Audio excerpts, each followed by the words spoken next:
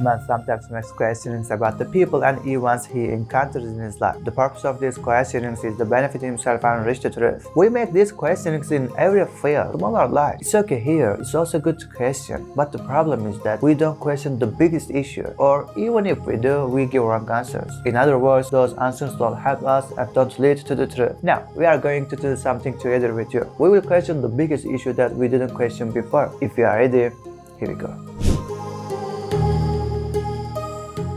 Who am I? Where did I come from? Where am I going? Where do all these creatures come from and where do they go?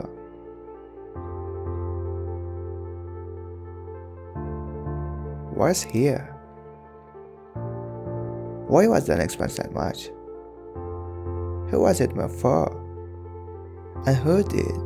Who sent me here and prepared all the conditions for my living and prepared the whole universe perfectly for me? And what does he want from me? Who feeds me with such mercy and gives me treats?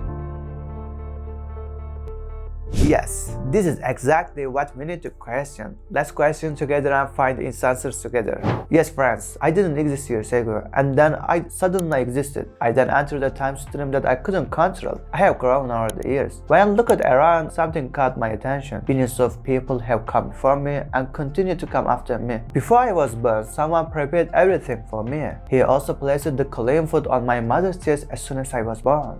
My mother couldn't have done this because my mother doesn't have the knowledge to make milk, and she doesn't have the strength to put that milk there. I noticed that this event happens in the same way for all mothers. I was starting to be surprised. Then I realized that I need to breathe to live, I need oxygen to breathe, trees need soil, water, and sun for photosynthesis. In other words, for me to live, the entire universe must exist and continue to exist. I'm getting more and more amazing and excited. It's as if my mind and heart are constantly questioning and searching for someone and looking for a merciful, compassionate, and generous person who created the universe before I was born, put pure milk in my mother's chest as soon as I was born, and gave me hands, feet, eyes, ears, and tongue so that I could explore the world after I was born. The more I travel and examine the world, the more my amazement grows. For example, friends, while grass and water are enough for a calf to feed, there are hundreds of different kinds of fish and vegetables for my diet. For example, apples and oranges were created only for me, also from a colorless, odorless, and tasteless soil. Yes, my mind continues to question. They couldn't have been caused by odorless, colorless, tasteless soil or tree, sun or other reasons, because all these jobs require mercy and compassion. However, there is no compassion or mercy, neither the soil, the tree, the cloud, nor the sun. And on the other hand, I see that all events in the universe are done wisely. There is nothing absurd and unnecessary. Every system and every law is just as it should be.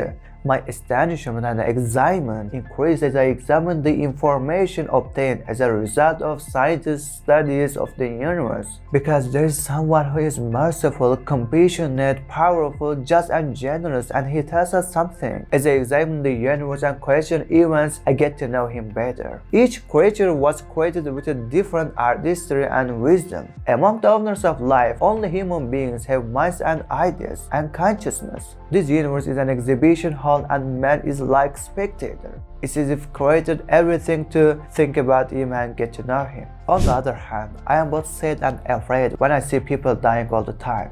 Then I questioned again. After I die, someone who brought me from nothingness to existence with his mercy, who gave me merciful people like my mother and father, who adorned me with such valuable tools, and who arranged everything and every condition to continue my life. He doesn't leave me to nothingness, decay, badness, and absence, and he doesn't separate me from my loved ones and my family. He doesn't do a merciless and ugly job by separating me from them, because infinite mercy and compassion require an endless realm. Someone who has endless trees wants to give forever. He wants to feed us with their originals of the blessings that he shows their samples in this world. For this, of course, he will create an endless realm and put us in it. In conclusion, we are human beings that Allah brought into existence from non-existence, placed at the highest level of vitality, created only for us to know Him and worship Him, and brought into existence as the most beautiful of creatures. If this is what is, they are reflections of Allah's names and attributes. These all creatures are, they were created that we look at them and get to know our Lord,